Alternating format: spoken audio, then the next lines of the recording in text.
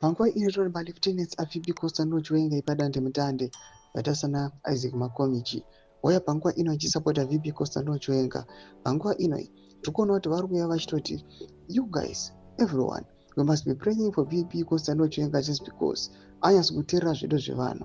Isusu semacitizens mukanyatso kuona even maspeeches even mapolitobro achikonzeresa chaos kana achizovengwa enyaya kuti anenge ataura zvinhu zviri paground zvinodiwa nevanhu. Don't subscribe or like on the bell icon. Tinoda painda Makomichi anodanyira achiti comrade kunzwa nekuita uposta VP Costa Nochiwenga zvamuri kuona oenderamira achiti pofu makati corruption yawanda munyika.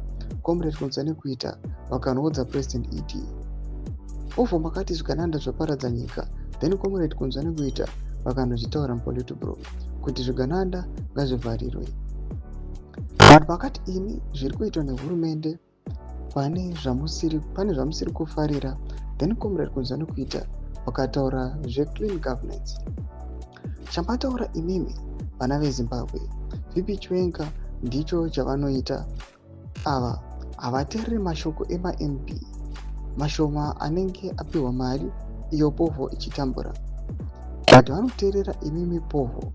Ngativaisei muminamato yedu mazuva ose. Ndo mashoko anotaurwa naMakomichi panguva ino achionekwa kunzi Makomichi anonyatso kubaya panyama nete, panyatsoonekwa kunzi ndo panorwadza vazhinji, achivaudza chokwadi kuti VP Costa Nochiwenga is the one anonyatso qualify chaiko chaiko. Panguva ino achinyatsobuda pachena achikola spade spade, achinyatso kuudza vanhu chokwadi, achinyatsoenda mupolitobro muZANU-PF kuti aiwa let us correct this, pakadai pari kukanganisika.